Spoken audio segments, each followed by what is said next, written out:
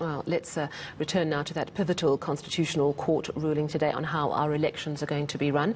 And Apolitical Foundation co-founder Lindiwe Mazibuko says ethical leaders can only transform society if they emerge from a functional, constitutionally sound electoral system. Now, such a system, she says, caters for the participation of a range of political actors. Well, it says the Constitutional Court certainly agrees with her. Today it found individual candidates and not just political parties should be allowed to stand for national and provincial elections.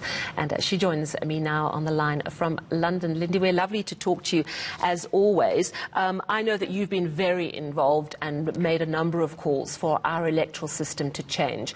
And right back from Frederick Francel Slubbert and many other reports, there have been suggestions that this needs to happen. How pivotal, how important is today's judgment in your view? It's weird because it's happening in the midst of a series of global crises. We have a gender violence crisis in South Africa right now, COVID-19, the race question around the globe. So it may not in real time feel momentous, but I cannot emphasize how momentous this judgment is for South Africa's electoral system, for accountability, for the party political system that we have been, I suppose, saddled with since our first democratic election.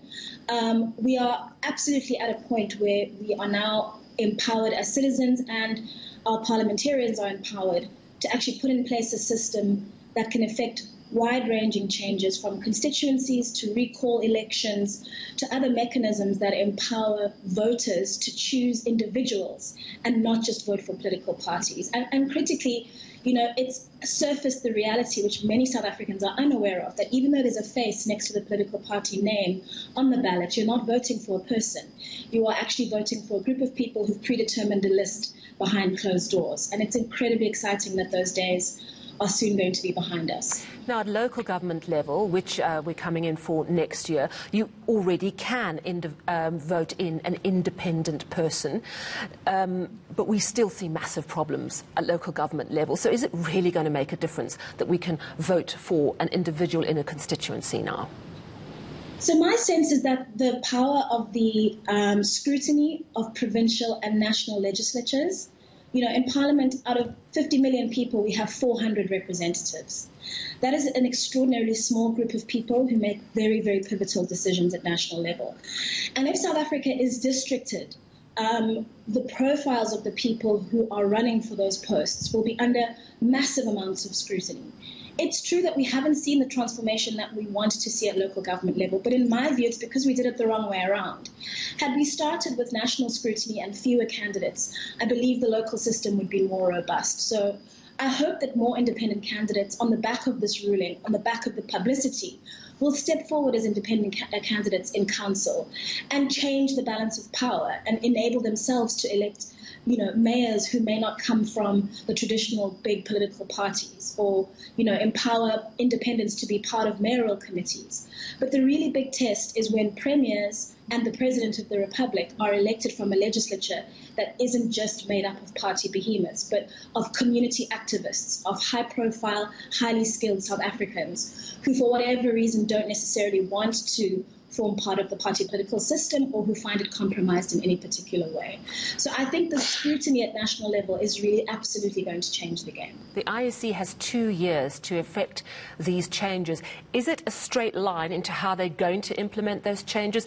I spoke a little earlier to Prof. Mcebisi Ndletyana, and he was saying it looks like we're heading for a mix of our current system, which is proportional representation, with constituency-based. Would you agree?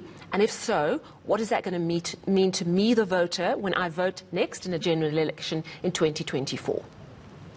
So yes, it's not actually the IEC that has to come up with the system, it is Parliament, specifically the Home Affairs Committee in Parliament. And it's going to be interesting to see whether parties redeploy different members to that committee, depending on whether they see this as a priority or a threat or a challenge that they need to either intervene in or stand up to. But that committee is going to be the focus of our efforts over the next, I think, 2 years as South Africans, monitoring its work and making sure that it designs a system, because this ruling, in effect, requires Parliament to redesign the electoral system through the Act to empower independents to stand. And the only sensible way to do that is by districting. So, yes, the Constitution is clear, proportional representation has to be a part of our system. So, and that's from, our history, the history of apartheid and the rights of minorities to be able to vote for a candidate from all over the country. But we now need to embed district candidates, constituency candidates in local constituencies around the country in order to empower not only independents to run, but to force political parties to choose better MPs.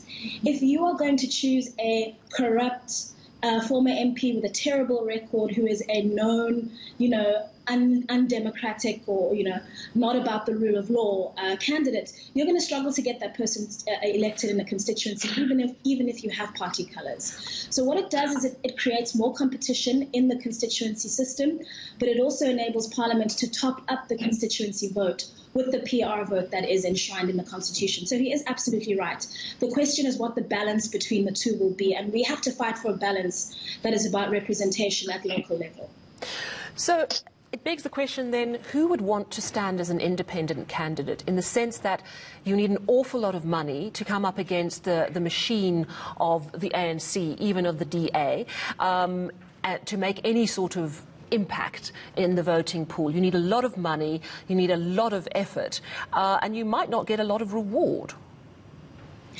So by bringing the voting for MPs down to local level, you're not actually competing with the entire party behemoth. You're competing with a political party candidate, if it's a single-member constituency, for example.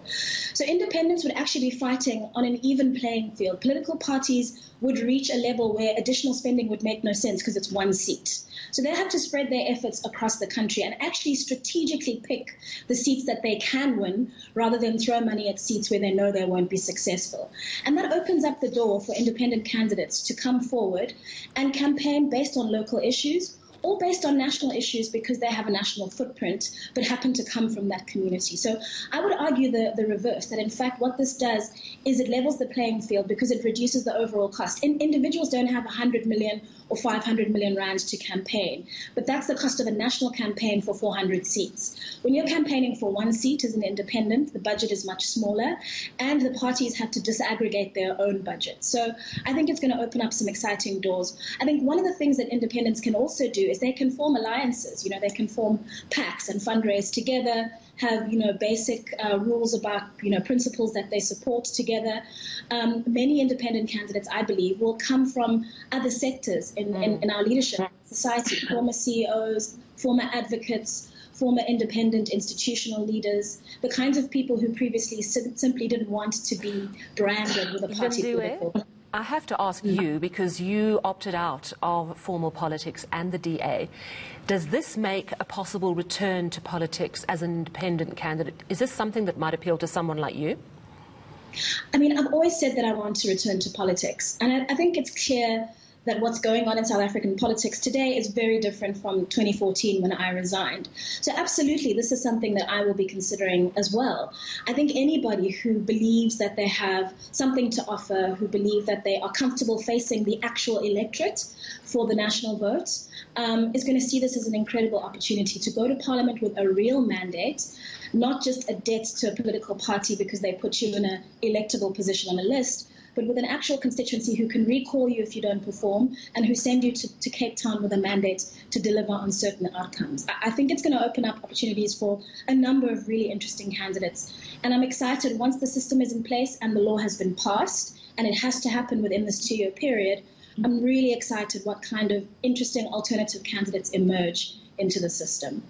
Well, thank you very much for your time this evening. We really do appreciate it. That is Lindiwe Mazibuko on the line there from London.